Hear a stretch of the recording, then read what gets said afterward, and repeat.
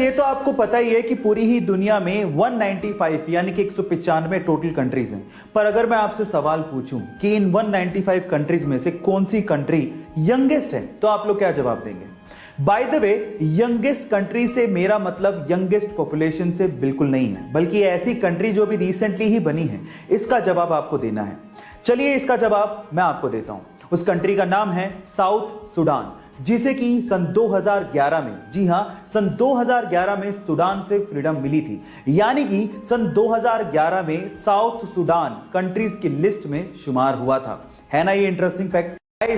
तीखी होने के बावजूद भी इस दुनिया में कई लोगों को मिर्ची खाना बड़ा अच्छा लगता है, लेकिन थोड़ा संभल के गाइस, क्योंकि इस दुनिया में एक मिर्ची ऐसी है जिसे खाने के बाद आप लोग सीधे ऊपर पहुंच जाओगे। हाँ गाइस, ये मिर्ची इतनी ज्यादा डेंजरस है।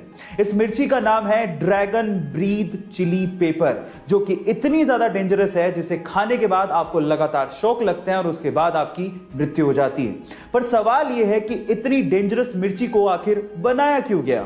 तो उसका आंसर यह है कि इसे मेडिकल ट्रीटमेंट में इस्तेमाल किया जाता है एज एन एनेस्थेटिक ड्रग, जिससे आपकी स्किन को सुन्न करके ऑपरेशन किए जाते हैं। है ना इंटरेस्टिंग फैक्ट? कोका कोला एक ऐसी ड्रिंक जो पूरी दुनिया में बहुत ज्यादा फेमस है।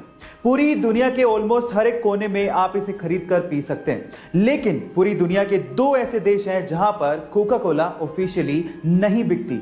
पर सवाल यह है कि वो कौन से देश हैं?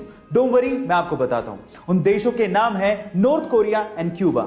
अब नॉर्थ कोरिया या क्यूबा का नाम सुन के शायद आप ये सोच रहे होंगे कि वहां के तानाशाही की वजह से ये ड्रिंक्स वहां पे नहीं बिकती होंगी, लेकिन ऐसा नहीं है।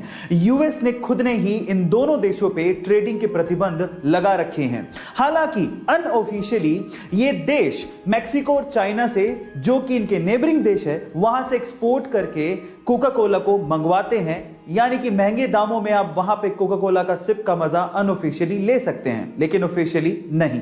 गाइस, कंपनीज में सिलेक्शन किस बिहाव पे होता है? क्या आपने कभी सोचा? मतलब ऐसी कौन सी क्वालिटी है जो आप में हो जिससे आपका जॉब इंटरव्यू में सिलेक्शन हो जाए?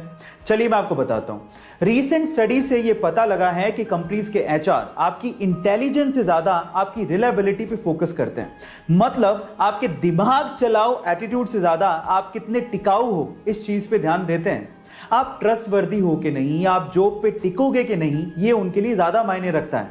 गाइस, आप लोगों ने स्कैम 1992 का ये डायलॉग तो सुना होगा, the most expensive thing in the world is trust and cheap people can't afford it. So guys, अपने इंटरव्यूअर को ये यकीन दिलाइए कि आप रिलायबल हैं। गाइस, जब भी अर्थ शेक करती है यानी कि धरती हिलती है तो उसे अर्थक्वेक कहा जाता है। आपको तो ये बात पता ही होगी। और हमारे साइंटिस्ट लोगों ने हमारी अर्थ पे बहुत जगह पे अर्थक्वेक्स को रिकॉर्ड भी किया है। आपने भी कभी ना कभी इसे महसूस किया होगा। लेकिन सवाल यह है कि अगर हमारी अर्थ प्लेनेट को छोड़ दें तो इसके अलावा अगर किसी और प्लेनेट पे ऐसे ही वाइब्रेशंस महसूस किए जाएं तो क्या उसे भी अर्थक्वेक ही कहेंगे? नहीं। आपकी जानकारी के लिए मैं आपको बता दूं कि नासा ने पहली बार, इतिहास में पहली बार 6 अप्रैल 2019 को ऐसे ही वाइब्रेशंस मार्स के सरफेस पे रिकॉर्ड किए थे, जिसे मार्स क्विक का नाम दिया गया था। है ना अमेजिंग फैक्ट? आप लोगों ने हेवेल्स कंपनी का नाम तो जरूर सुना होगा। मे बी आप में से बहुत सारे लोग हेवेल्स कंपनी के इलेक्ट्रिकल अप्लायंसेस यूज भी करते होंगे।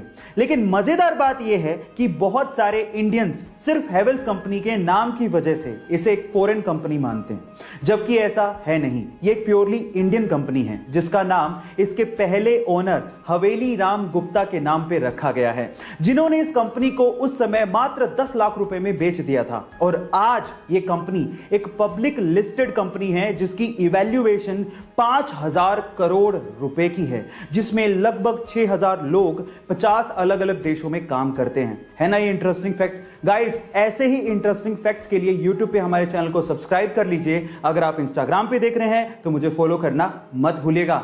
मिलते हैं अगली वीडियो में।